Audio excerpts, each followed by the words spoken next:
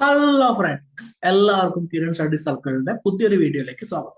അപ്പോൾ നമ്മൾ current affairs ഇങ്ങനെ പഠിച്ചുകൊണ്ടേയിരിക്കുകയാണ്. സിലബസുമായി റിലേറ്റ് ചെയ്യപ്പെട്ടത് അതിന്റെ 25ാമത്തെ ക്ലാസ് നമ്മൾ എത്തിയിട്ടുണ്ട്. ഓക്കെ, സോ ഹാപ്പി 25ാമത്തെ ക്ലാസ് എത്തിയതില്ല.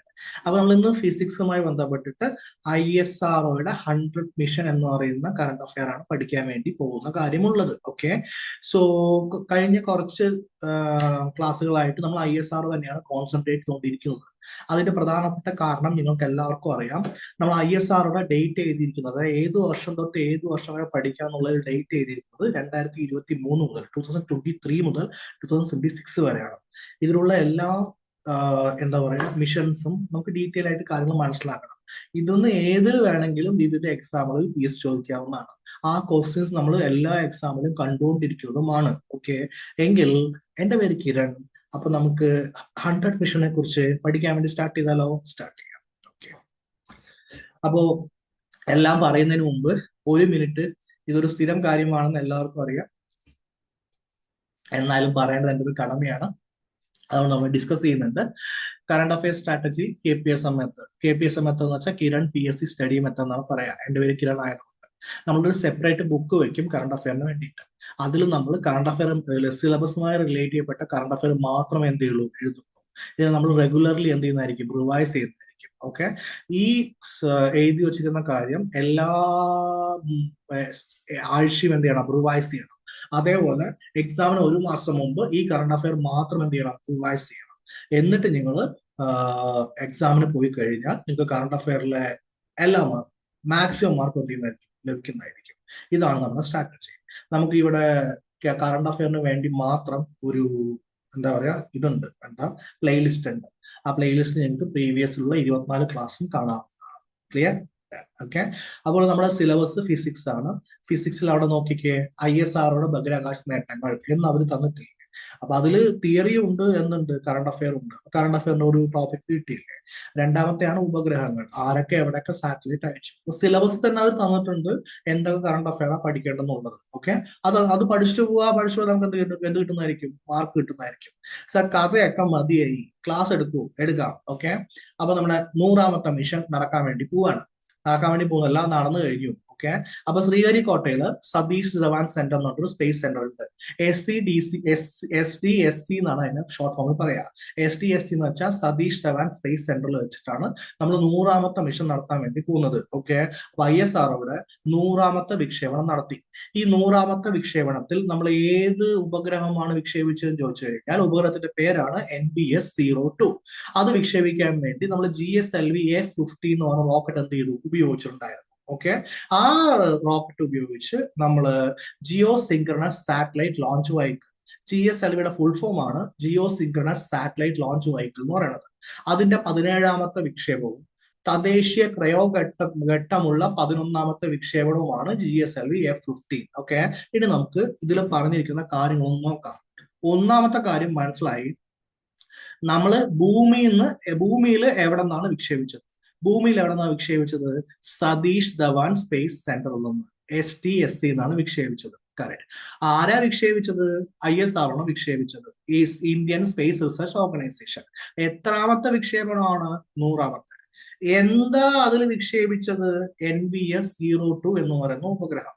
ആ ഉപഗ്രഹം വിക്ഷേപിക്കാൻ വേണ്ടി ഉപയോഗിച്ച വെഹിക്കിൾ അല്ലെങ്കിൽ റോക്കറ്റിന്റെ പേരെന്താ? GSLV A50. അവിടെ നിർത്തിയിട്ട് ഞാൻ ഒരു കാര്യം നിങ്ങളോട് ചോദിക്കുന്നു. ഇപ്പൊ നിങ്ങളുടെ എന്താ പറയാ ക്ലാസ്സിൽ റോൾ നമ്പർ വിളിക്കില്ലേ? റോൾ നമ്പർ വിളിക്കുമ്പോൾ 1 2 3 4 5 6 എന്നൊക്കെ പറഞ്ഞ് 30 40 റോൾ നമ്പർ എന്ത് ചെയ്യുന്നതായിരിക്കും, വിളിക്കുന്നതായിരിക്കും. കറക്റ്റ് അല്ലേ? എങ്കിൽ ആ റോൾ നമ്പർ പ്രകാരം 26ാമത്തെ സ്റ്റുഡന്റ് ആബ്സെന്റ് ആയെന്ന് വിചാരിക്കും, 27ാമത്തെ സ്റ്റുഡന്റ് ആബ്സെന്റ് ആയെന്ന് വിചാരിക്കൂ. അപ്പൊ നമ്മൾ 25 കഴിഞ്ഞാൽ 28ലോട്ട് എന്ത് ചെയ്യും, ഷിഫ്റ്റ് ചെയ്യും. ഇത്രയും കാര്യങ്ങൾ ഒന്ന് ഐഡിയ കിട്ടിയല്ലോ. അപ്പൊ GSLV എന്ന് പറയുന്ന ഒരു ക്ലാസ്സിലെ സ്റ്റുഡൻസിന്റെ അളവാണെന്ന് വിചാരിക്കൂ. ഓക്കെ, നമ്മൾ 1 തൊട്ട് 2 തൊട്ട് 3 തൊട്ട് അങ്ങനെ മിഷൻസ് അയച്ചുകൊണ്ടിരിക്കുന്നത്. ചില സാങ്കേതിക കാരണങ്ങൾ കൊണ്ട് നമ്മൾ നമ്പർ എഴുതിയപ്പോൾ എന്താ വന്നത്, 17ാമത്തെ മിഷനാണ് ഈ GSLV A50 എന്ന് വെച്ചാൽ GSLV ഉപയോഗിച്ചിട്ട് നമ്മൾ എന്താണ് ബഹിരാകാശത്തേക്ക് ഇത് അയക്കുകയാണ്, ഉപഗ്രഹം അയക്കുകയാണ്. കറക്റ്റ് അല്ലേ? ആ ഉപഗ്രഹം അയക്കുന്നതിന്റെ 17ാമത്തെ പ്രാവശ്യമാണ് നമ്മൾ GSLV ഉപയോഗിച്ച് അയക്കുന്നത്. F-15 അവിടെ നിൽക്കട്ടെ, GSLV ഉപയോഗിച്ച് അയക്കുന്നത്. GSLVയുടെ ഫുൾ ഫോം എന്താ? Geo synchronous satellite launch vehicle എന്നാണ് GSLVയുടെ ഫുൾ ഫോം വരിക. അപ്പൊ GSLVയുടെ ജിയോ സിങ്ക്രണസ് എന്ന് വെച്ചാൽ എവിടേക്കാണ് ആ വണ്ടി പോകുന്നത് എന്നാണ് എഴുതി വെച്ചിരിക്കുന്നത്. ഇപ്പൊ നമ്മളൊരു ബസ് കാണുകയാണെങ്കിൽ ബസ്സിൽ തൃശ്ശൂർ, പാലക്കാട്, അല്ലെങ്കിൽ വയനാട്, കോട്ടയം എന്നൊക്കെ എഴുതി വെച്ചിട്ടുണ്ടാവും. അപ്പൊ നമുക്ക് മനസ്സിലാകും ആ വെഹിക്കിൾ എവിടേക്കാണ് പോകുന്നത്. അതേപോലെ GSLVയിൽ എഴുതി വെച്ചിട്ടുണ്ടാവും ജിയോ സിങ്ക്രണസ് എന്നാണ് പറയുന്നത്. എന്ന് വെച്ചാൽ ഇത് സാധാരണയായി ജിയോ സിങ്ക്രണസ് ഓർബിറ്റിലേക്കാണ് പോകുക. ഓർബിറ്റ് എന്ന് വെച്ചാൽ എന്താ? ഭൂമിയെ ചുറ്റുന്ന ഒരു വട്ടത്തിലുള്ള, അല്ലെങ്കിൽ കൃത്യമായിട്ട് ചിലർ പറയുന്ന വട്ടമല്ല, ശരി, ഓക്കെ. അപ്പൊ എലിപ്റ്റിക്കൽ ഷേപ്പിലുള്ള എന്താ ഒരു ഭ്രമണപഥത്തിനെയാണ് ഓർബിറ്റ് എന്ന് പറയുന്നത്. അത് ജിയോ സിങ്ക്രണസ് ആണ്. ജിയോ എന്ന് വെച്ചാൽ എന്താ? ഭൂമിയുമായി ബന്ധപ്പെട്ടത്. അപ്പൊ ഭൂമിയെ നോക്കാൻ വേണ്ടിയിട്ട് അല്ലെങ്കിൽ നിരീക്ഷിക്കാൻ വേണ്ടിയിട്ടാണ് നമ്മൾ അധികം ഉപഗ്രഹം എന്ത് ചെയ്യുന്നത്? അയക്കുന്നത്. അപ്പൊ NVS-02 ഭൂമിയെ നിരീക്ഷിക്കാൻ വേണ്ടിയിട്ടുള്ള ഉപഗ്രഹമാണ്. ഇപ്പൊ നമുക്ക് ഒരാളെ നിരീക്ഷിക്കണം, അല്ലെങ്കിൽ ഒരു കാര്യം നിരീക്ഷിക്കണം എങ്കിൽ നമ്മൾ അതിന് ഏറ്റവും ബെസ്റ്റ് സ്പോട്ടിൽ ഇരുന്നിട്ടല്ല നിരീക്ഷിക്കുക. സോ ബൈനോക്കുലർ ഉണ്ടാവും, ഉണ്ടായിക്കോട്ടെ, എന്നാലും ഏറ്റവും ബെസ്റ്റ് സ്പോട്ട് എന്നിട്ടല്ല നമ്മൾ ബൈനോക്കുലർ വെച്ച് നിരീക്ഷിക്കുക എങ്കിൽ ഭൂമിയെ നിരീക്ഷിക്കാനുള്ള one of the best spot, okay, ഒരു സ്പോട്ട് അല്ല, നിരവധി സ്പോട്ട് ഉണ്ട്. അതിൽ best one of the spot ആണ് ജിയോ സിങ്ക്രണസ് ഓർബിറ്റ്. ഇതിലേക്ക് അയക്കാൻ വേണ്ടിയിട്ടുള്ള വണ്ടിയുടെ പേരാണ് GSLV. അപ്പൊ PSLV എന്ന് പറഞ്ഞിട്ട് വേറൊരു വണ്ടി ഉണ്ട്. അതിന്റെ ഫുൾ ഫോം ആണ് പോളാർ സാറ്റലൈറ്റ് ലോഞ്ച് വെഹിക്കിൾ. എന്ന് വെച്ചാൽ എവിടേക്കാ പോകുന്നത്? പോൾസിലോട്ട്. പോൾസ് എന്താ? ധ്രുവങ്ങളുമായി ബന്ധപ്പെട്ട ഭ്രമണപഥമായിരിക്കും. അപ്പൊ ഞങ്ങൾക്ക് എങ്ങനെയാണ് റോക്കറ്റിന്റെ പേര് വന്നത് എന്നൊരു ഐഡിയ കിട്ടിയില്ലേ? അപ്പൊ GSLVയുടെ ജിയോ സിങ്ക്രണസ് എന്ന് പറഞ്ഞാൽ എന്താ? അതൊരു ഭ്രമണപഥമാണ്, അവിടേക്കാണ് പോകുന്നത്. ആ GSLVയുടെ F-15 ആണ് റോക്കറ്റ്. F-15 എന്ന് വെച്ചാൽ 15ാമത്തെ വിക്ഷേപണമാണോ? അല്ല. മൊത്തം എത്രാമത്തെ വിക്ഷേപണ? 17ാമത്തെ വിക്ഷേപണ. എന്താ സാർ 17 തൊട്ട് 15 വന്നത്? രണ്ടുപേര് TC വാങ്ങിപ്പോയി, അല്ലെങ്കിൽ രണ്ട് പരിപാടികൾ പരാജയപ്പെട്ടു, എന്തെങ്കിലും ഇഷ്യൂ വന്നു, നമുക്ക് നടത്താൻ വേണ്ടി പറ്റിയില്ല. അതുകൊണ്ട് എന്ത് വിളിച്ചു? F-15 എന്ന് വിളിച്ചു. അതുകൊണ്ട് PSCക്ക് ഭയങ്കര താല്പര്യമായിരിക്കും. കാരണം F-15 ആ റോക്കറ്റ് എത്രാമത്തെ മിഷനാ? 17ാമത്തെ വിക്ഷേപണമാണ്. അപ്പൊ GSLVയുടെ 17ാമത്തെ വിക്ഷേപണം മനസ്സിലായല്ലോ? അതെ. ഒരു വണ്ടി ഉണ്ട്, ആ വണ്ടിയിൽ എഞ്ചിൻ ഉണ്ടാവില്ലേ? അതെ, ഓക്കെ. ഇപ്പൊ നമ്മൾ റോഡിൽ കാണുന്ന ഏകദേശം 90% വെഹിക്കിളും എന്തായിരിക്കും? ഫോറിൻ മെയ്ഡ് ആയിരിക്കും. ഓക്കെ, അത് ഈ ഫെരാരി തൊട്ട് എന്താ BMW തൊട്ട് SUV തൊട്ട് എന്തെടുക്കുകയാണെങ്കിൽ ഇന്ത്യൻ വെഹിക്കിൾ ഇല്ല എന്ന് നമ്മൾ പറയുന്നില്ല. നമുക്ക് മാരുതി ഉണ്ട്. മാരുതി തന്നെ ഇപ്പൊ സുസുക്കിയുമായി ബന്ധപ്പെട്ട് കുറെ കാലം വർക്ക് ചെയ്തതായിരുന്നു. ശരി, മാരുതി സെപ്പറേറ്റ് ആയിട്ടുണ്ട്. അങ്ങനെയൊക്കെ നമുക്ക് നോക്കാവുന്നതാണ്. ഓക്കെ അല്ലെ? ഹീറോ ഉണ്ട്, പക്ഷെ വളരെ കുറവല്ലേ? ഓക്കെ, വളരെ കുറവല്ലേ?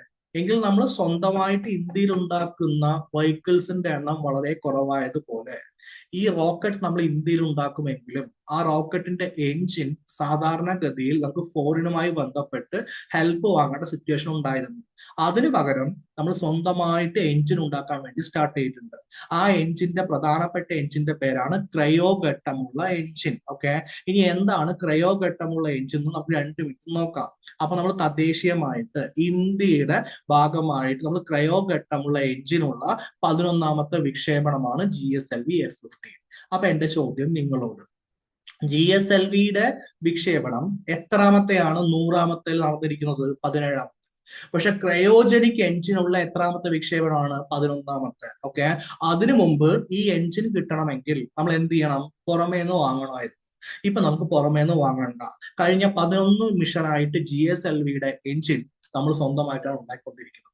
എഞ്ചിന്റെ പേരെന്താ? Cryogenic engine. ഇപ്പൊ നിങ്ങളുടെ വണ്ടിയിലെ എഞ്ചിന്റെ പേരെന്താ വെച്ചാൽ എന്താ പറയാ? Petrol engine, diesel engine. മണ്ണെണ്ണ എഞ്ചിൻ ഇല്ലല്ലോ, ഇല്ല. ഓക്കെ അല്ലെ? അപ്പൊ പെട്രോൾ ആണോ ഡീസൽ ആണോ നിങ്ങൾ പറയില്ലേ? അതേപോലെ അതിൽ ഒഴിക്കുന്ന ദ്രാവകത്തിന്റെ പേരാണ് ക്രയോജനിക് ലിക്വിഡ്. അതുകൊണ്ടാണ് അതിന് അങ്ങനെ ഒരു പേര് വന്നിരിക്കുന്നത്. ഇത്രയും കാര്യം ഓക്കെ ആണല്ലോ? ഇത്രയും കാര്യം ഓക്കെ ആണെങ്കിൽ നമുക്ക് NVS-02 മിഷന്റെ എന്താ ഒരു വീഡിയോ കണ്ടതിന് ശേഷം നമുക്ക് കാര്യങ്ങൾ എന്ത് ചെയ്യാം നോക്കാം. ഓക്കെ, ISROടെയാണ്.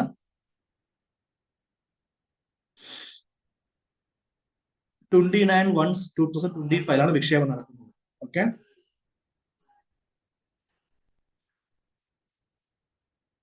ഇപ്പൊ വെഹിക്കിൾ മുകളിലേക്ക് പോയി കഴിഞ്ഞു. ഓക്കെ അല്ല? ഇപ്പൊ താഴെന്ന് കത്തുണ്ട്, കറക്റ്റ് അല്ലേ?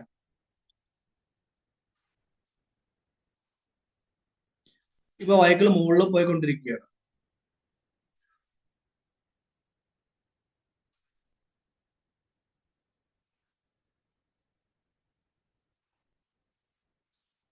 അപ്പൊ ഫസ്റ്റ് സ്റ്റേജ് കഴിഞ്ഞു എന്നാണ് പറഞ്ഞിരിക്കുന്നത്. അപ്പൊ ഈ വെഹിക്കിളിന് സ്റ്റേജസ് ഉണ്ട്. Stage number 1. ഇപ്പൊ ഇത് വെഹിക്കിൾ ഭൂമിയിൽ തന്നെയാണ് ഉള്ളത്, ഈ റോക്കറ്റ് ഭൂമിയിൽ തന്നെയാണ് ഉള്ളത്.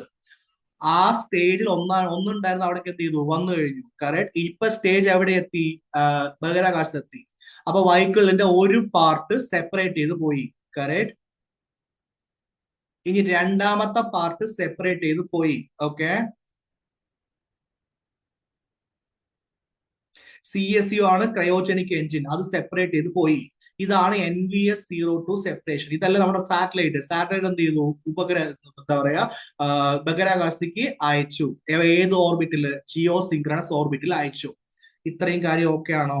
ഓക്കെ.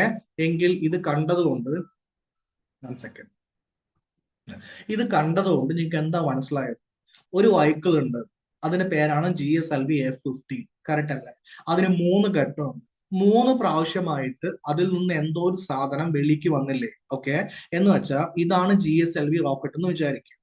ഇവിടെ 4 ഇങ്ങനെ വെച്ചിട്ടില്ലേ? ഓക്കെ. ഇതൊരു സ്റ്റേജ് ആണ്. ഇവിടെ നടുവിൽ ഒരു സ്റ്റേജ് ആണ്. ഇവിടെയാണ് ക്രയോജനിക് എഞ്ചിൻ ഉണ്ടാവുക, അവിടെ ഒരു സ്റ്റേജ് ആണ്. ഇവിടെയാണ് നമ്മുടെ ഏറ്റവും മുകളിലാണ് നമ്മുടെ എന്തുണ്ടാവുക?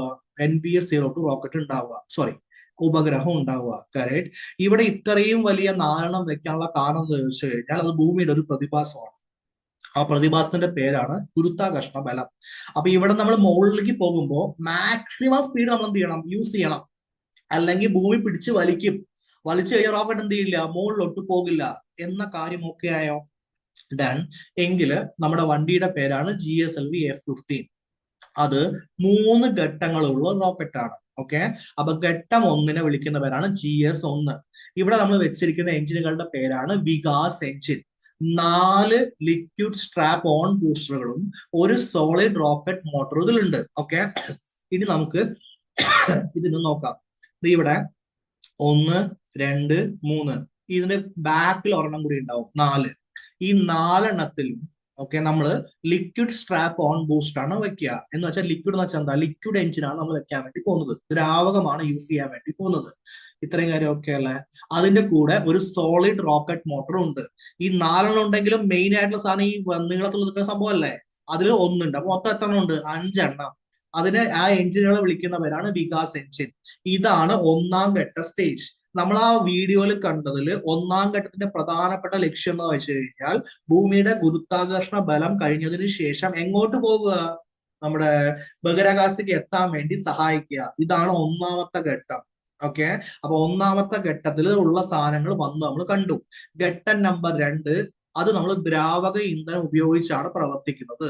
ഇവിടെ ലിക്വിഡ് സ്ട്രാപ്പ് ബൂസ്റ്റർ ഒന്നുമില്ല, ദ്രാവക ഇന്ധനം ഉപയോഗിച്ച് പ്രവർത്തിക്കുന്നു. അപ്പോൾ ഒരു ദ്രാവക ഇന്ധനം എന്ത് ചെയ്യുന്നു? അതിൽ ഒഴിച്ചു കൊടുക്കുന്നു.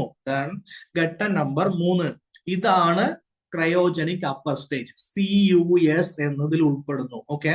നമ്മൾ ആ വീഡിയോയിൽ CUS എന്ത് ചെയ്തു? വിട്ടു എന്ന് പറഞ്ഞായിരുന്നു. ആ സമയത്ത് ഞാൻ എന്ത് പറഞ്ഞു? ഇതാണ് ക്രയോജനിക് സ്റ്റേജ് എന്ന് പറഞ്ഞായിരുന്നു. ഓക്കെ അല്ലെ? ആ CUS-ൽ ക്രയോജനിക് അപ്പർ സ്റ്റേജിൽ നമ്മൾ ഉപയോഗിക്കുന്ന ഇന്ധനത്തിന്റെ പേരാണ് ലിക്വിഡ് ഹൈഡ്രജൻ, ലിക്വിഡ് ഓക്സിജൻ.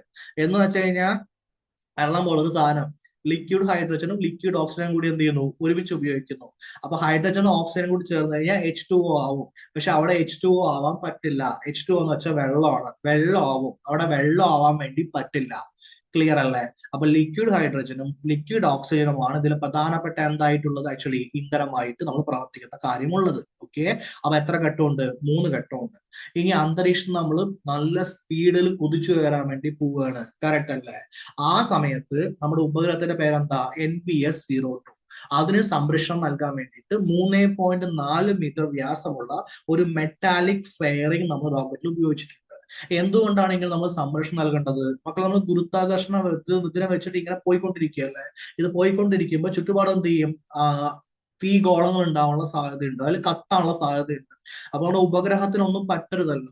അതിനു വേണ്ടിയിട്ട് അതിനെ സംരക്ഷിക്കാൻ വേണ്ടിയിട്ട് 3.4 മീറ്റർ 3.4 മീറ്റർ വ്യാസമുള്ള ഒരു മെറ്റാലിക് ഫയറിംഗ് നമ്മൾ യൂസ് ചെയ്തിട്ടുണ്ട്. ഓക്കെ. ഡൺ അല്ലേ? ഫൈൻ. ഇനി ഇതേ വീഡിയോ നമുക്ക് ഒന്നുകൂടി കണ്ടിട്ട് നോക്കാം. ഓക്കെ. ഇപ്പൊ ഞാനത് പറയുന്നത്. അപ്പോ നമ്മുടെ ISROയുടെ വീഡിയോ ആണ്, ISRO അയച്ചു. ഓക്കെ. ഇതാണ് റോക്കറ്റ്. റോക്കറ്റ് നമ്മൾ എന്ത് ചെയ്യാൻ പോകുന്നു? കത്തിക്കാൻ വേണ്ടി പോവുകയാണ്. കറക്റ്റ്. റോക്കറ്റ് കത്തിക്കാൻ വേണ്ടി പോവുകയാണ്. ക്ലിയർ. ഇവിടെ കത്തി, ഇതാ ഇവിടെയാണ് നമ്മുടെ എന്താ എൻജിൻസ് ഉണ്ടായിരുന്നത്. സോളിഡും 4 എന്താ ലിക്വിഡ് ആയിട്ടുള്ളത്. കറക്റ്റ്. വികാസ് എൻജിൻസ്. അപ്പൊ വികാസ് എൻജിൻ കത്തിയതിനു ശേഷം അത് എവിടെ എത്തി? ബഹിരാകാശത്തേക്ക് എത്തിക്കാൻ വേണ്ടി പോവുകയാണ്. ഓക്കെ. അപ്പൊ ബഹിരാകാശത്തേക്ക് എത്തിക്കാൻ വേണ്ടി നമ്മൾ ഗുരുത്വാകർഷണ ബലത്തിൽ നിന്ന് വളരെ മുകളിൽ സ്പീഡിൽ പോകണ്ടേ? അപ്പൊ സ്പീഡിൽ പോകാനുള്ള എല്ലാ സിറ്റുവേഷനും അവിടെ ആയിട്ടുണ്ട്. ക്ലിയർ. ഇനി അത് ബഹിരാകാശത്തേക്ക് എത്താൻ വേണ്ടി പോവുകയാണ്. ഓക്കെ. എത്തട്ടെ. ഇത്രയും നേരം കത്തിക്കൊണ്ടിരിക്കുന്നത് നമ്മുടെ വികാസ് എൻജിൻ ആണ്. ഫൈൻ. ഇനി അത് കത്തിത്തീർന്നത് വന്നു. കറക്റ്റ്. ഇനി GS1. അപ്പൊ ഒന്നാമത്തെ സ്റ്റേജ് സെപ്പറേറ്റ് ആയി. ആ സെപ്പറേറ്റ് ആയ സാധനം താഴേക്ക് വീഴും, അവിടെ കടലിലേക്ക് വീഴുന്നതായിരിക്കും. ഓക്കെ. GS2 രണ്ടാമത്തെ സ്റ്റേജ് സെപ്പറേറ്റ് ആയി. Payload separation, CUS separation. ഇതാണ് നമ്മുടെ ക്രയോജനിക് സ്റ്റേജ്. എന്ത് ചെയ്തു? സെപ്പറേറ്റ് ആയി. 3 സ്റ്റേജും സെപ്പറേറ്റ് ആയതിനു ശേഷം നമ്മൾ എന്തിനയച്ചു? NVS-02 എങ്ങോട്ട്? ബഹിരാകാശത്തിന്റെ ഭ്രമണപഥത്തിലേക്ക് അയച്ചു. അതിന് ചുറ്റും ഒരു സ്വർണ്ണ നിറത്തിലുള്ള സാധനം കാണുന്നുണ്ടാ? അതാണ് 3.4 മീറ്റർ എന്ത് ചെയ്യുന്നത്? സൂക്ഷിക്കുന്നത്. ഇപ്പൊ കുറച്ചുകൂടി ബെറ്റർ ആയിട്ടുള്ള ഐഡിയ കിട്ടി എന്ന് ഞാൻ വിചാരിക്കും. ക്ലിയർ അല്ലേ? ഓക്കെ. അപ്പൊ നമുക്ക് റോക്കറ്റിന്റെ കുറച്ച് സവിശേഷങ്ങൾ നോക്കാം. അപ്പൊ റോക്കറ്റ് എന്താണ്? ആക്ച്വലി GSLV F-15 വെഹിക്കിൾ എന്ന് പറഞ്ഞത് 3 ഘട്ടമുള്ള ഒരു വിക്ഷേപണ വാഹനമാണ്. കറക്റ്റ് ആണ്. ഓക്കെ. 3-ാം ഘട്ടത്തിൽ CUS-15 ക്രയോജനിക് എഞ്ചിനും ഉണ്ട്. അത് നിങ്ങൾക്ക് അറിയാം. ഈ റോക്കറ്റിന്റെ മൊത്തം ഭാരം എന്ന് പറയുന്നത് 420.7 ടണ്ണാണ്. അതിന്റെ ഹൈറ്റ് എന്ന് പറയുന്നത് 50.9 മീറ്റർ ആണ്. അതിൽ നമുക്ക് എത്ര ലോഡ് വെക്കാൻ പറ്റും? ഒരു ലോറി ഉണ്ട്. ലോറിയിൽ കയറ്റാവുന്ന ലോഡിന് ഒരു പരിധി ഉണ്ടാവില്ലേ? അതേപോലെ എത്ര ലോഡ് വെക്കാൻ പറ്റും? 2250 കിലോഗ്രാം ലോഡ് എന്ത് ചെയ്യാൻ പറ്റും? വെക്കാൻ പറ്റുന്നതായിരിക്കും. ഓക്കെ. വിക്ഷേപണ കേന്ദ്രം എവിടെയാ? SLP. SLP എന്ന് വെച്ചാൽ എന്താ? Second launch pad. എന്താണ് സാർ ഈ സെക്കൻഡ് ലോഞ്ച് പാഡ് എന്ന് പറഞ്ഞു കഴിഞ്ഞാൽ? ലോഞ്ച് പാഡ് എന്ന് വെച്ചാൽ എന്താ? റോക്കറ്റ് മുകളിലേക്ക് വിടാനുള്ള സ്ഥലം എന്ന് വിചാരിക്കൂ. ഓക്കെ. എങ്കിൽ ഫസ്റ്റ് ഉണ്ട്, സെക്കൻഡ് ഉണ്ട്, തേർഡ് ഉണ്ട്. ഇത്രയേ ഉള്ളൂ. ഓക്കെ. നമ്മൾ എയർപോർട്ടിൽ പോകുകയാണെങ്കിൽ റൺവേ ഉണ്ടാവില്ലേ? റൺവേ ഒരെണ്ണം ഉണ്ടാവുക അല്ല, വിവിധ റൺവേ ഉണ്ടാവും. റൺവേ 1, റൺവേ 2, റൺവേ 3 എന്നൊക്കെ പറഞ്ഞുണ്ടാവില്ലേ? വരുന്ന എന്താ പറയാ, പ്ലെയിൻ മുഴുവൻ ഒരു റൺവേയിലും പോകുന്ന പ്ലെയിൻ മുഴുവൻ വേറൊരു റൺവേയിലുമായിരിക്കും പോകുക. ഇങ്ങനെയല്ലേ സിറ്റുവേഷൻ ഉണ്ടാവുക? കറക്റ്റ് അല്ലേ? ഓക്കെ. എങ്കിൽ നമ്മൾ ചെയ്യാൻ പോകുന്ന കാര്യം എന്താ? ആ സതീഷ് ധവാൻ സ്പേസ് സെന്ററിൽ പ്രധാനമായിട്ട് 3 ലോഞ്ച് പാഡ് ഉണ്ട്. Launch pad number 1, launch pad number 2, launch pad number 3. അത് നമ്മൾ ലോഞ്ച് പാഡ് നമ്പർ 2-ൽ നിന്നാണ് നമ്മുടെ ഈ മിഷൻ ആയിട്ടുള്ള GSLV F-15 എന്തിരിക്കുന്നത്? അയച്ചിരിക്കുന്നത്. ഇത്രയും കാര്യം ഓക്കെ ആയോ? ഓക്കെ. സ്റ്റേജസ് GS1, GS2 എന്താ? 3-ാം ഘട്ടം. അതിന്റെ കൂടെ മെറ്റാലിക് ഫയറിംഗ്. ഇത്രയും കാര്യം ഓക്കെ ആയില്ലേ? ഓക്കെ. ഇതില് GSLVയുടെ സ്റ്റേ നോക്കാൻ വേണ്ടിയിട്ട് എനിക്ക് GSLV F-15 കിട്ടിയില്ല. ഇത് ചന്ദ്രയാന്റെ ആണ്, പക്ഷെ സെയിം ആയിരിക്കും. ഓക്കെ അല്ലേ? ഓക്കെ. GSLVയുടെ താഴെ ലിക്വിഡ് സ്റ്റേജ്, പിന്നെന്താണ് ആക്ച്വലി ഇതിൽ വ്യത്യാസമുണ്ട്. സോറി. ഓക്കെ. അപ്പൊ ഇവിടെ നമ്മൾ എന്തുണ്ടായിരുന്നു? 4 ഉണ്ടായിരുന്നു. വികാസ് എഞ്ചിൻ. ഇത് നോക്കണ്ട, വികാസ് എഞ്ചിൻ. ഇവിടെ എന്താണ് ആക്ച്വലി? Liquid stage. 3-ാമത്തെ എന്താ? ക്രയോജനിക് സ്റ്റേജ് ആണ്. കറക്റ്റ്. ഓക്കെ. ഇവിടെ ഏറ്റവും മുകളിലാണ്, ഇവിടെയാണ് ചന്ദ്രയാൻ 2 വെച്ചിട്ടുണ്ടായിരുന്നത്. അവിടെ നമ്മൾ എന്ത് ചെയ്തു? NVS-02 വെച്ചു. 1, 2, 3, 1, 2, 3, 4 ഇങ്ങനെയാണ് ഉണ്ടാവുക. ക്ലിയർ. ഇതാണ് നമ്മുടെ ക്രയോജനിക് എഞ്ചിന്റെ ഉൾഭാഗം. ക്ലിയർ. ഇത് GSLV D5-ന്റെ ആണ്. അപ്പൊ ഓരോ GSLVക്കും ഓരോ വെഹിക്കിൾ പേര് കൊടുക്കും. ഓക്കെ. ഇപ്പൊ ഫോർ എക്സാമ്പിൾ നമ്മൾ SUV ഉണ്ടെങ്കിൽ SUVക്ക് എല്ലാത്തിനും ഡിഫറെന്റ് നമ്മൾ കൊടുക്കില്ലേ? പേര് കൊടുക്കില്ലേ? ഓക്കെ. നമ്മൾ എല്ലാം SUV കാർ തന്നെ അല്ലേ? ഡിഫറെന്റ് പേര് കൊടുക്കില്ലേ? ഓക്കെ. മാരുതി വെഹിക്കിൾ വാങ്ങണമെങ്കിൽ ഡിഫറെന്റ് റേഞ്ചസ് ഉണ്ടാവില്ലേ? അതേപോലെ GSLV ഒരു വണ്ടിയാണ്, അതിന് ഡിഫറെന്റ് ആയിട്ടുള്ള റേഞ്ചസ് ഉണ്ട്. ഇപ്പൊ നമ്മൾ ഉപയോഗിക്കാവുന്ന റേഞ്ചിന്റെ പേരാണ് F-15. ക്ലിയർ അല്ലേ? ഓക്കെ. അപ്പൊ നമ്മുടെ വെഹിക്കിളിനെ കുറിച്ചുള്ള എല്ലാ കാര്യങ്ങളും ഒന്ന് പഠിച്ചു കഴിഞ്ഞു. നമ്മൾ പഠിക്കാവുന്ന കാര്യമാണ് ഉപഗ്രഹം. ഉപഗ്രഹത്തിന്റെ പേരാണ് NVS. ഇത് NVS പരമ്പരയിലെ 2-ാമത്തെ ഉപഗ്രഹമാണെന്നാണ് എഴുതിയിരിക്കുന്നത്.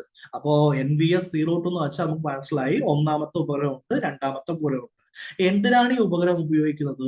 ഇത് നാവിഗേഷൻ വിത്ത് ഇന്ത്യൻ കോൺസ്റ്റലേഷൻ, നാവിക്കിന്റെ ഭാഗമാണ്. അവിടെ എഴുതിയിരിക്കുന്ന കാര്യങ്ങൾ നമുക്ക് ഒന്നായിട്ട് നോക്കാം. ഓക്കെ. 1-ാമത്തെ കാര്യം നാവിഗേഷൻ.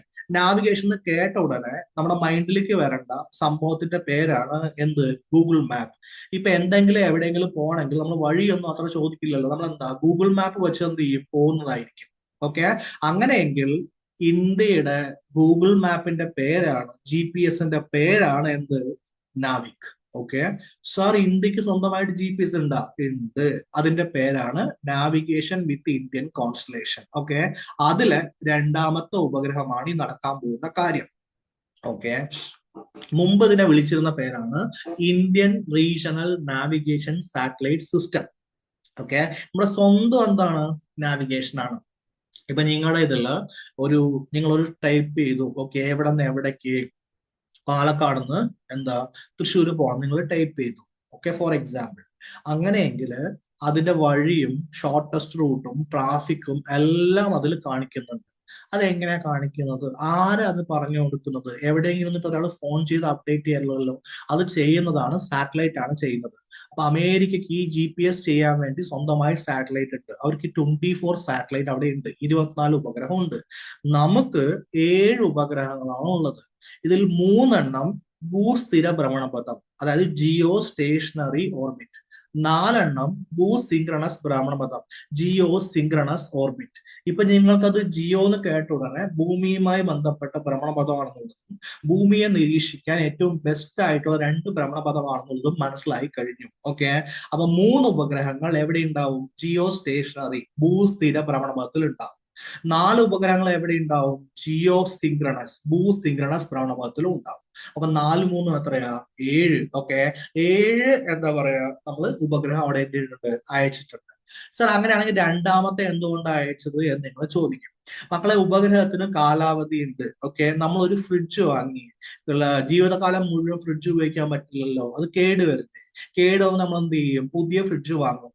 അതേപോലെ ഉപഗ്രഹം നമ്മൾ മുകളിലോട്ട് അയച്ചു, 7 അയച്ചിട്ടുണ്ടെന്ന് വിചാരിക്കുന്നല്ല, അയച്ചിട്ടുണ്ട്. അതിൽ ഏതെങ്കിലും ഒരെണ്ണം കേടായി, അതിനെന്ത് ചെയ്യണം? റീപ്ലേസ് ചെയ്യണം. അപ്പൊ ഇടയ്ക്കിടയ്ക്ക് നമ്മൾ എന്ത് ചെയ്യും? ഉപഗ്രഹം അയച്ചുകൊണ്ടിരിക്കും, ഡിപ്പെൻഡിങ് കേട് വരുന്ന പോലെ. നമ്മളിപ്പോ 24 ഉപഗ്രഹം ഉണ്ടെന്ന് പറഞ്ഞാൽ GPS-ന്, ആ 24 ഉപഗ്രഹത്തിൽ ഏതെങ്കിലും ഒന്ന് കേട് വരികയോ അല്ലെങ്കിൽ അപ്ഡേറ്റഡ് വെർഷൻ വരികയോ ചെയ്ത് നമ്മൾ എന്ത് ചെയ്യും? അയച്ചുകൊണ്ടേ ഇരിക്കും. ആര്? നാസ. കാരണം നാസയല്ല US-ന്റെ എന്താ വിളിക്കുക, അന്താരാഷ്ട്ര ബഹിരാകാശ ഏജൻസി, അതുപോലെ അയച്ചുകൊണ്ടിരിക്കും. പക്ഷെ മൊത്തം എത്രണ്ണേ ഉള്ളൂ? 7. ഈ എണ്ണത്തിന് മാറ്റി മാറ്റി എന്ത് ചെയ്യാം? അയച്ചുകൊണ്ടിരിക്കാം. അതിൽ എത്രാമത്തെ നമ്മൾ മാറ്റം തീരുമാനിച്ചത്? NVS-02. ഇതാണ് NVS-02 സാറ്റലൈറ്റ്. നമ്മളെ വീഡിയോയിലും കണ്ടതാണ്. ഈ സ്വർണ്ണ സാധനം എന്ത് ചെയ്തു? ഏറ്റവും അവസാനം വിക്ഷേപിച്ച കാര്യം. ഓക്കെ അല്ലെ? അപ്പൊ എന്താണ് NVS-02ന്റെ സവിശേഷത? നമ്മൾ നേരത്തെ അയച്ച ഉപഗ്രഹങ്ങളെക്കാളും അപ്ഡേറ്റഡ് ആണ്. നേരത്തെ നമ്മൾ 7 അയച്ചു വെച്ചിട്ടുണ്ട്, അതിനേക്കാളും അപ്ഡേറ്റഡ് ആണ്. ഭാരവും കൂടുതലാണ്. ദൗത്യത്തിന്റെ ആയുസ് കൂടുതൽ കാലം എന്ത് ചെയ്യും? നിൽക്കുന്നതായിരിക്കും. ഇങ്ങനെ ഒരു സാധനം നമുക്ക് വേണ്ടത്. നമ്മൾ വീട്ടിലൊരു വാഷിംഗ് മെഷീൻ വാങ്ങിക്കഴിഞ്ഞാൽ 10 15 വർഷം അടിപൊളിയായി നിന്ന് കഴിഞ്ഞാൽ അതല്ലേ അത് ഏറ്റവും വലിയ സംഭവം. ഓക്കെ, അപ്പൊ ഭാരം കുറച്ച് കൂടുതലുണ്ട്, നോ പ്രോബ്ലം. പക്ഷെ ഒരുപാട് ദൗത്യത്തിന് എന്തുണ്ടാവും? ആയുസ് ഉണ്ടാവും. ഓക്കെ, അത് നമ്മൾ കൃത്യമായിട്ടുള്ള നാവിഗേഷന് വേണ്ടിയിട്ട് അറ്റോമിക് ക്ലോക്ക് എന്തിട്ടുണ്ട്? വെച്ചിട്ടുണ്ട്. എന്താണ് ഈ അറ്റോമിക് ക്ലോക്ക് എന്ന് വെച്ച് കഴിഞ്ഞാൽ? എപ്പോ സൂര്യൻ ഉദിക്കും, എപ്പോ സൂര്യൻ അസ്തമിക്കും, എപ്പോഴാണ് ആളുകൾ ഉറങ്ങുക എന്നൊക്കെ പറയുന്ന സിറ്റുവേഷനെ വിളിക്കുന്ന പേരാണ് atomic clock. Okay, atomic clock നമുക്ക് പ്രധാനമായിട്ട് ബയോളജിയുമായി ബന്ധപ്പെട്ട ഒരു വലിയ കാര്യമാണ്. നമ്മുടെ സിർക്കാഡിയൻ ഋതം എന്നൊക്കെ പറയും. അതായത് നമ്മൾ ഇന്ന സമയത്ത് എണീക്കണം, ഇന്ന സമയത്ത് ഉറങ്ങണം, അങ്ങനെ ഉറങ്ങിയില്ലെങ്കിൽ പ്രശ്നമുണ്ടാവും, ഓക്കെ, എന്നൊക്കെ പറഞ്ഞിട്ടുള്ള സംഭവമാണ്. എങ്കിൽ അത് ഭൂമിയുടെ ചലനവുമായി ബന്ധപ്പെട്ട ഒരു സാധനമാണ്. കാരണം അതിനനുസരിച്ചല്ലേ സൂര്യൻ നമ്മളവിടെ ഉദിക്കുന്നതും അസ്തമിക്കുന്നതുമായിട്ട് നമുക്ക് തോന്നുന്നത്. കറക്റ്റ് അല്ലേ? സൂര്യൻ അവിടെ തന്നെ നിൽക്കുന്നത്, ഭൂമിയുടെ ചലനം കൊണ്ട് നമുക്ക് എന്ത് ചെയ്യുന്നത്? അങ്ങനെ ഫീൽ ചെയ്യുന്നത്. കറക്റ്റ് അല്ലേ? എങ്കിൽ അത് ആ അറ്റോമിക് ക്ലോക്കുമായിട്ട് എപ്പ സൂര്യൻ ഉദിക്കും, എപ്പ സൂര്യൻ അസ്തമിക്കും, എല്ലാ ദിവസവും സൂര്യൻ ഒരേ ടൈമിലാണോ ഉദിക്കുക? അല്ല സാർ, 4 മണി 4:30 ആകുമ്പോൾ ഉദിക്കാറുണ്ട്. പക്ഷെ അങ്ങനെയല്ലല്ലോ. ഇത് 4:31, 4:32, 4:35 മാറില്ലേ സാർ? 2 മിനിറ്റിന് അങ്ങനെ വിചാരിക്കരുത്. നമ്മുടെ GPS-ൽ 2 മിനിറ്റിന്റെ മാറ്റം എന്ന് പറഞ്ഞാൽ ഗംഭീരമായ തെറ്റായിരിക്കും വരിക. അങ്ങനെ വരാൻ വേണ്ടി പറ്റില്ല. കറക്റ്റ് അല്ലേ? അപ്പൊ നമ്മൾ തദ്ദേശീയമായി സ്വന്തമായി വികസിപ്പിച്ചെടുത്ത ഒരു അറ്റോമിക് ക്ലോക്ക് ഉണ്ട്, അവിടെ ഉണ്ട്. ഓക്കെ, ഇനി ഏറ്റവും best, one of the best എന്തായിരിക്കും? USA ഉപയോഗിക്കുന്നത് തന്നെ ആയിരിക്കും. നമ്മളെല്ലാവരും മൊബൈലിൽ യൂസ് ചെയ്തിരിക്കുന്നത് നാവിക് സിസ്റ്റം ആയിരിക്കില്ല. നമ്മുടെ എല്ലാവരുടെയും മൊബൈലിലുള്ളത് എന്തായിരിക്കും? ഗൂഗിൾ മാപ്സ് ആയിരിക്കും ഉണ്ടാവുക. ആ ഗൂഗിൾ മാപ്സ് എങ്ങനെയാ വർക്ക് ചെയ്യുക? GPS ഉപയോഗിച്ചാണ് വർക്ക് ചെയ്യുക. ആ GPS സിസ്റ്റത്തിൽ L1 ഫ്രീക്വൻസിയാണ് ഉപയോഗിക്കുന്നത്. എങ്കിൽ അതേ ഫ്രീക്വൻസി എന്ത് ചെയ്തു? നമ്മൾ ഉപയോഗിക്കാൻ വേണ്ടി തീരുമാനിച്ചു. ഏതില്? NVS-02. അപ്പൊ നമ്മുടെ ക്വാളിറ്റി ബെറ്റർ ആണ്, വെയിറ്റ് ഭാരം ബെറ്റർ ആണ്, ഒരുപാട് കാലം എന്ത് ചെയ്യും നിൽക്കുന്നതായിരിക്കും. നമ്മൾ സ്വന്തമായി വികസിപ്പിച്ചെടുത്ത അറ്റോമിക് ക്ലോക്ക് എന്നുണ്ട് അവിടെ ഉണ്ട്. ഇത്രയും കാര്യമൊക്കെ അല്ലേ. എങ്കിൽ ഇത് എത്ര ഏരിയ കവർ ചെയ്യും സാറേ? ഇന്ത്യയുടെ അതിർത്തി, നമ്മുടെ പുസ്തകത്താളുകളിൽ നമ്മൾ പഠിച്ചിട്ടുള്ള ഇന്ത്യയുടെ മാപ്പ്, അതിനേക്കാളും കൂടുതൽ 1500 കിലോമീറ്റർ വരെയുള്ള പ്രദേശമാണ് ഇത് കവർ ചെയ്യുക. ലോകം മുഴുവൻ കവർ ചെയ്യാൻ വേണ്ടിയിട്ട് തീരുമാനിച്ചിട്ടില്ല. നമ്മുടെ അത്രയും കപ്പാസിറ്റി ഇല്ല. ഞാൻ നേരത്തെ പറഞ്ഞ പോലെ GPS 24 ഉപഗ്രഹം ഉള്ളത് കൊണ്ട് അവർക്ക് കപ്പാസിറ്റി കൂടുതലായിരിക്കും. ഓക്കെ, എങ്കില് നാവിക്കിന്റെ കാര്യത്തിൽ 20 മീറ്ററിൽ കൂടുതൽ കൃത്യത. ഓക്കെ, അപ്പൊ എന്തെങ്കിലും വേരിയേഷൻ ഉണ്ടെങ്കിൽ ഒരു 20 മീറ്ററിന്റെ വേരിയേഷൻ ഉണ്ടാവുള്ളൂ. 40 നാനോ സെക്കൻഡിൽ കൂടുതൽ സമയകൃത്യത എന്ന് വെച്ചാൽ എന്താ? ടൈം പ്രൊവിഷൻസി വെറും 40 നാനോ സെക്കൻഡ് ഡിഫറൻസേ ഉണ്ടാവുള്ളൂ. ഇപ്പൊ മനസ്സിലായോ എന്തിനാണ് ബയോളജിക്കൽ ക്ലോക്ക് ഒക്കെ വെച്ചിട്ടുണ്ടായിരുന്നുള്ളത്? അത്രയും പ്രോപ്പർ ആയിട്ട് എന്ത് ചെയ്യണം? ടൈം കിട്ടണം. അത്രയും പ്രോപ്പർ ആയിട്ട് എന്ത് ചെയ്യണം? സ്ഥലം കിട്ടണം, അല്ലെങ്കിൽ പ്രശ്നമല്ലേ. ഓക്കെ, എങ്കിൽ നമുക്ക് എന്തെങ്കിലും ഇഷ്യൂ ഉണ്ടായി, ഈ നാവിക്കിന്റെ സിഗ്നലുകൾ ഉണ്ട്, SPS, ഓക്കെ, സിഗ്നലുകൾ ഉണ്ട്. ഇത് നമുക്ക് GPS-ഉമായിട്ടും അല്ലെങ്കിൽ എന്താ GNSS സിഗ്നലുമായിട്ടും പരസ്പരം എന്ത് ചെയ്യാൻ പറ്റും? പ്രവർത്തിക്കാൻ വേണ്ടി പറ്റും. എന്താ GPS ലോകം മുഴുവൻ ഉണ്ടല്ലോ. ഓക്കെ, അതിന്റെ സിഗ്നൽ വന്നുകൊണ്ടിരിക്കുമ്പോ ഇതിന്റെ സിഗ്നൽ എന്ത് ചെയ്തു? ഇടയിൽ പോയി. രണ്ടും കൂടി എന്താ ആകെ കലപില, ആകെ പ്രശ്നമായി. അങ്ങനെ ഉണ്ടാവില്ല. ക്ലിയർ അല്ലേ? അതെ. അപ്പൊ ചൈനയുടെ ബെയ്ഡുവുമായിട്ട് നമുക്ക് എന്ത് ചെയ്യാം? കമ്പൈൻ ചെയ്ത് പ്രവർത്തിക്കാൻ പറ്റും. റഷ്യയുടെ ഗ്ലോനാസുമായി നമുക്ക് എന്ത് ചെയ്യാൻ പറ്റും? കമ്പൈൻ ചെയ്ത് പ്രവർത്തിക്കാൻ പറ്റും. യൂറോപ്യൻ യൂണിയന്റെ ഗലീലിയുമായിട്ട് നമുക്ക് എന്ത് ചെയ്യാൻ പറ്റും? കമ്പൈൻ ചെയ്ത് പ്രവർത്തിക്കാൻ പറ്റും. USA-യുടെ GPS-ഉമായിട്ട് നമുക്ക് എന്ത് ചെയ്യാൻ പറ്റും? കമ്പൈൻ ചെയ്ത് പ്രവർത്തിക്കാൻ പറ്റും. ഇത്രയും കാര്യം മനസ്സിലായോ?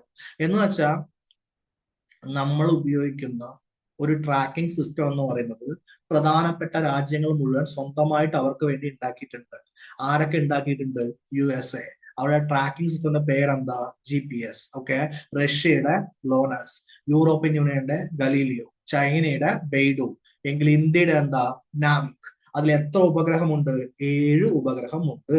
ഓക്കെ, അങ്ങനെ 2025 ജനുവരി 29-ന് NVS-02 ഉപഗ്രഹത്തെ നമ്മൾ എന്ത് ചെയ്തു? ജിയോ സിങ്ക്രണസ് ട്രാൻസ്ഫർ ഓർബിറ്റിൽ വിജയകരമായിട്ട് വിക്ഷേപിച്ചതോടെ നമ്മുടെ 100ാമത്തെ മിഷൻ എന്തായി? ഡൺ. ഓക്കെ, നമ്മുടെ ലാസ്റ്റ് പാർട്ടാണ് സതീഷ് ധവാൻ ബഹിരാകാശ കേന്ദ്രം. ഓക്കെ, SDSC, സതീഷ് ധവാൻ ബഹിരാകാശ കേന്ദ്രം. സാർ അവിടെ SHAR കൂടി എഴുതിയിട്ടുണ്ട്. ഓക്കെ, SHAR-ന്റെ ഫുൾ ഫോം ആണ് ശ്രീഹരിക്കോട്ട റേഞ്ച്. തുടക്കത്തിൽ ഇതേ കേന്ദ്രത്തിന് ശ്രീഹരിക്കോട്ട റേഞ്ച് എന്നാണ് അറിയപ്പെട്ടിട്ടുണ്ടായിരുന്നത്.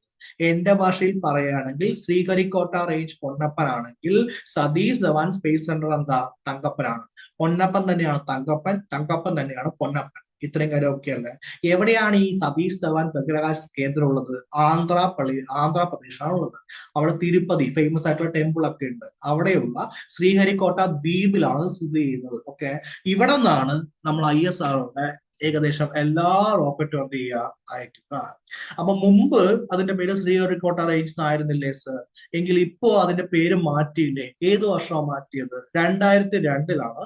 ISRO-യുടെ മുൻ ചെയർമാന്റെ പേരാണ് സതീഷ് ധവാൻ. അപ്പൊ സതീഷ് ധവാന്റെ സ്മരണാർത്ഥം നമ്മൾ എന്ത് ചെയ്തു? പുനർനാമകരണം ചെയ്തത്. Okay, PSLV, GSLV, LMV3.